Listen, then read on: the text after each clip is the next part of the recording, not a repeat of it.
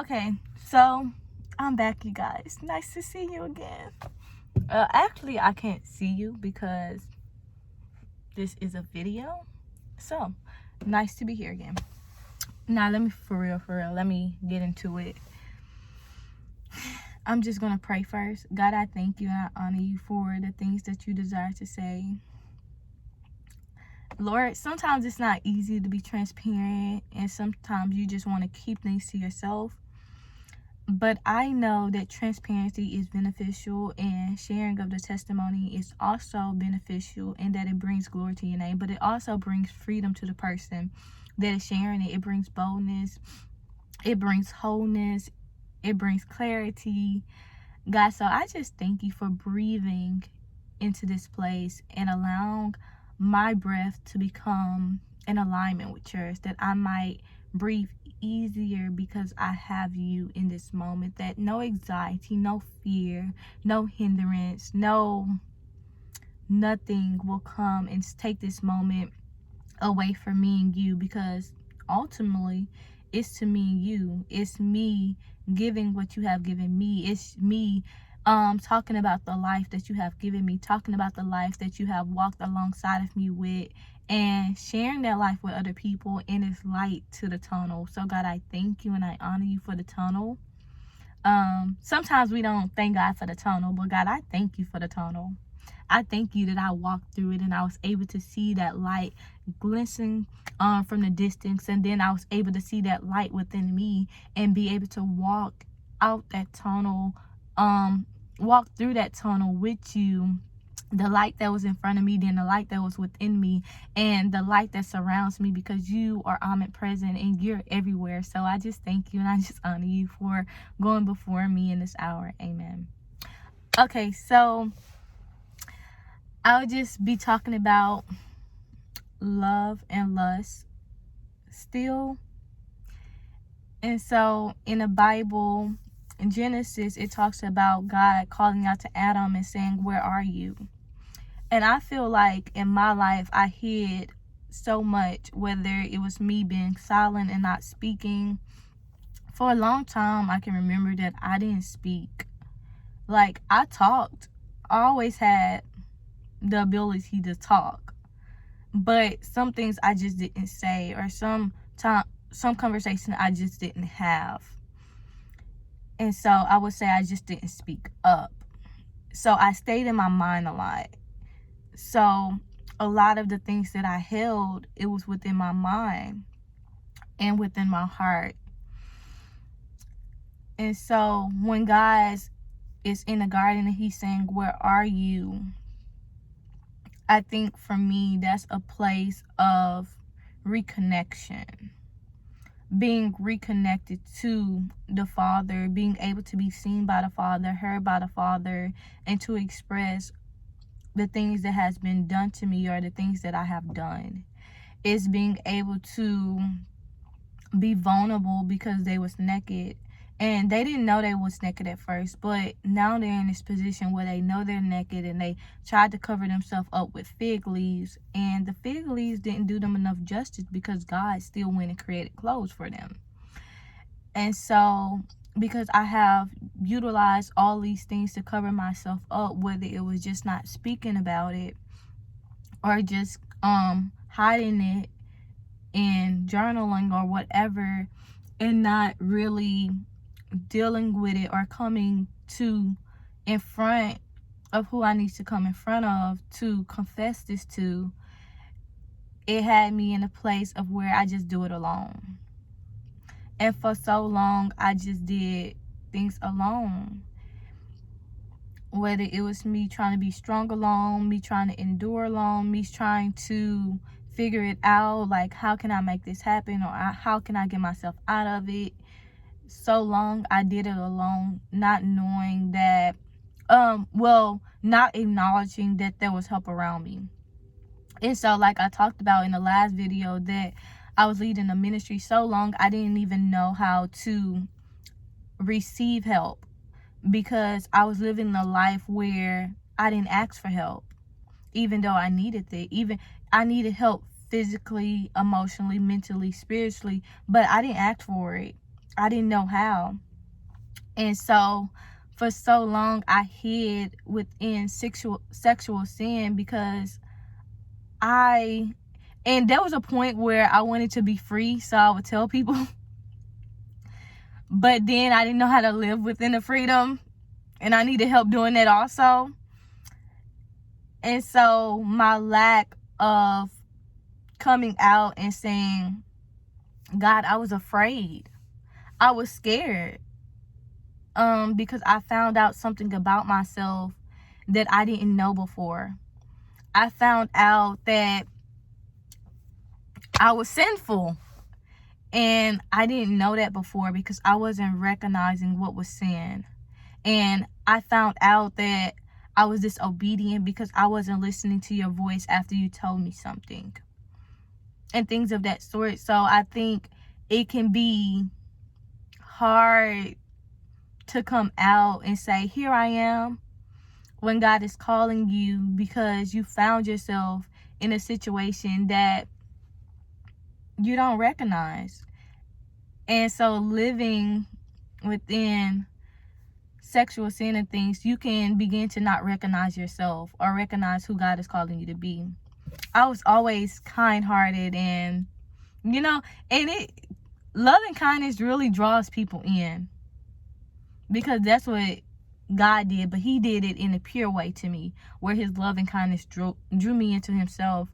But sometimes the pureness that God has given you, it can be corrupted because you're using it for things that is not of him. So I just thank God that now I can use my pureness of my personality, of my gifting, all for his glory.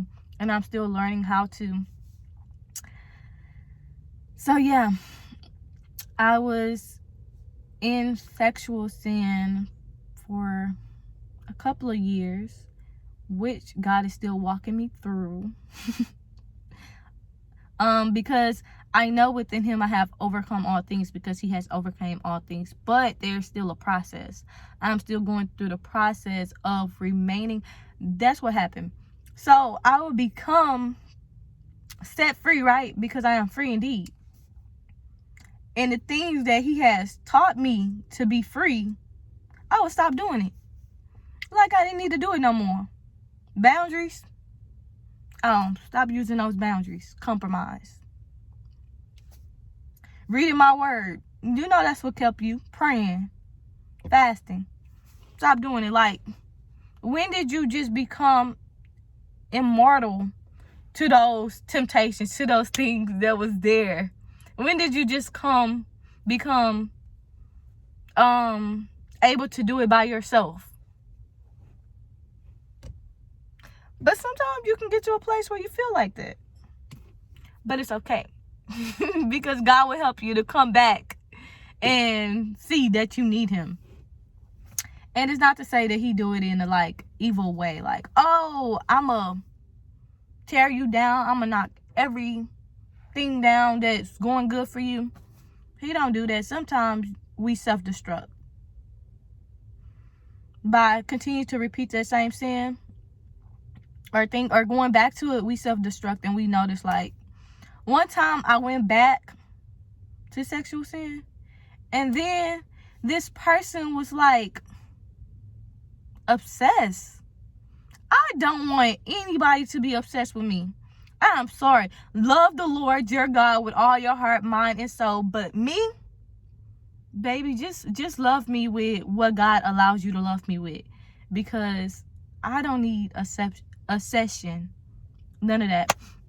And so he'll be knocking on my door, and I didn't even tell him I was there, and just knocking, twisting the doorknob, no, I'm in there, what are you doing? Appearing out of nowhere, knowing that I have no relations with him anymore, that I don't even want to engage with you, I don't even want to talk to you, stay away from me. And just showing up, just doing different things that was not good, and finding different ways to text me and all that stuff. And I'm just like, God, I done messed up. but if you get me out of this, I'll never do it again. That was not true. I did not mean to lie, but I did. The truth was not in me. No, the truth was in me, because for a good while, that's how it get us. That's how it sneaks back up on us. Things that it's not like God. Like, we'll stop doing it for a while and we'll say, okay, been a year and a half that I didn't do this. Then as soon as you let that guard down, because God tells us to guard our hearts, because life flows out of it. The issues of our life flows out of it. And also because our heart is a deceitful place. And if we're not careful, we will allow anything to take a hold of us and lead us astray away from God, or lead us astray from righteousness, from holiness, from all of those things. And so we have to be really cautious of what we allow into our hearts and what we allow out of it. And so, yeah, it was like a year and a half, and then back at it again. Like, what happened to the confession, man? And so God helped me through that, and he just showed me, like, you're loving, like, look at the way that I'm loving you. I'm doing a good job, ain't I? He is. He's doing a very good job. And so he's like, look at the way that you're loving other people. I was doing a bad job. It was terrible. But it's better. It's getting better, because now, the last situation that I was in, I left because I just know that I'm not loving them right.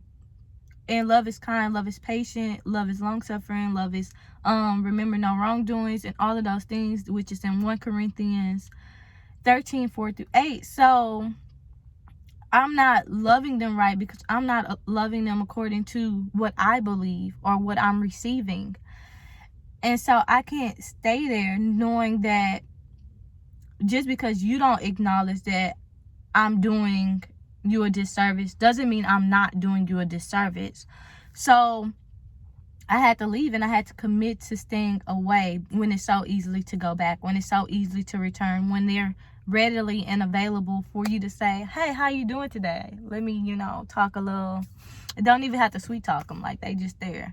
And so, not to just say that they easy or something like that, but they're different standards, different beliefs, different boundaries, and different things of that sort. So they have different morals and things that they're holding on to. And because I'm holding on to these morals, I'm more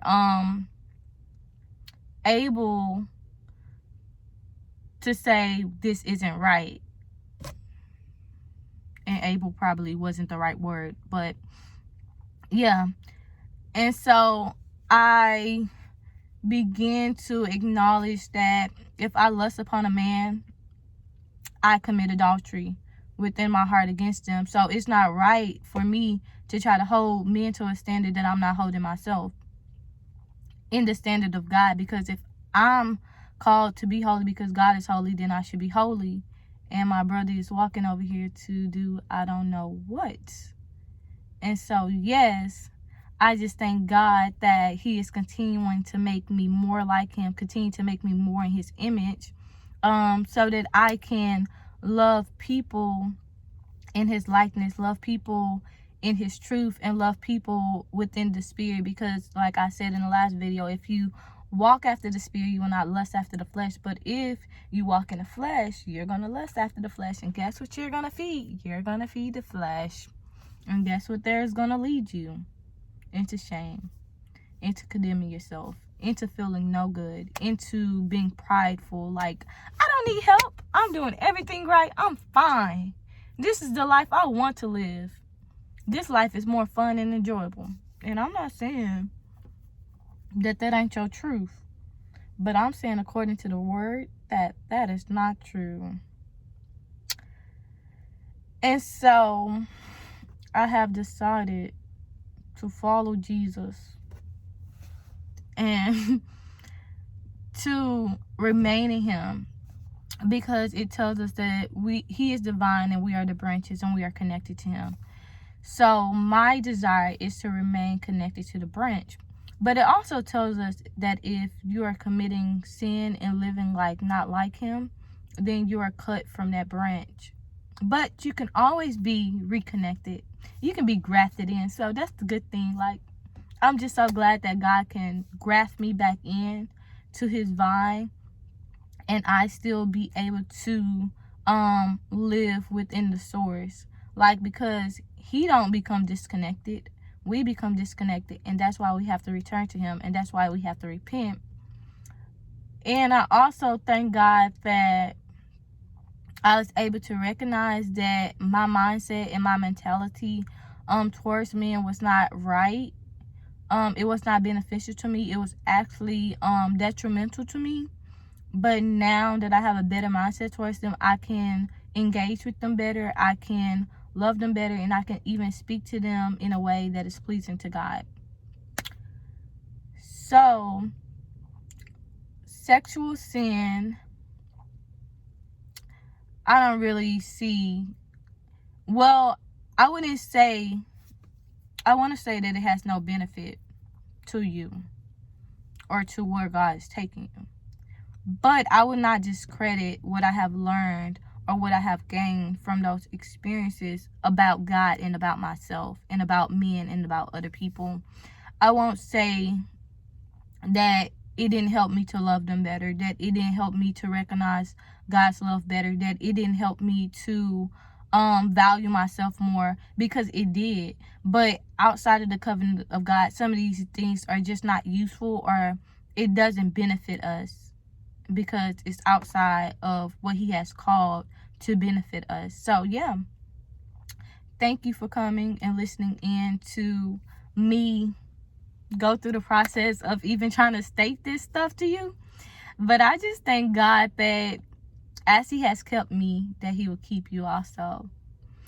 And that as we look at people and look towards them, that we won't set goals as like, oh, I want to be just like them, but always like, I want to be like God. I want to be like Jesus. I want to walk in that image that I was created in. So that way we won't fall and stumble when they fall and stumble, but we will also always be standing on the foundation, because Jesus is the foundation that was laid. So I'm not saying that my intentions or my plan is to just fall or to backslide or to just do anything that's not like God.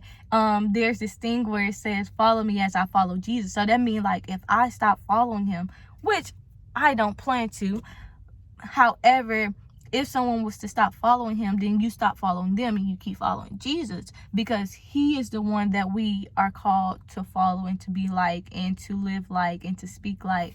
So I just thank God that I'm able to follow him, and I'm able to be transparent before him and about him and for him.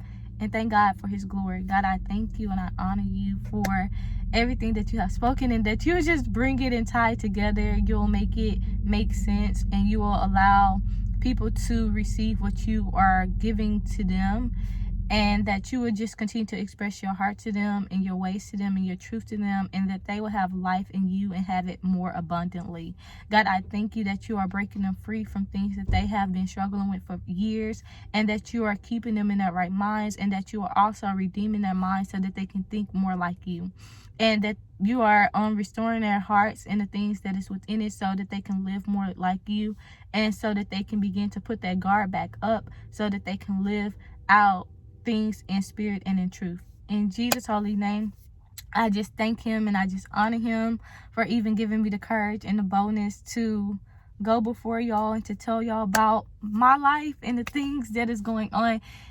And I know it looks like and sound like sometimes I'll be like smiling and laughing through moments that should probably be, more serious, but I have the joy of the Lord, and I pray that you will have that same joy of the Lord, that you can just be joyful no matter what you're talking about, no matter what's the experience. And simultaneously you can experience other emotions in the midst of it, because that's life, and we are complex humans.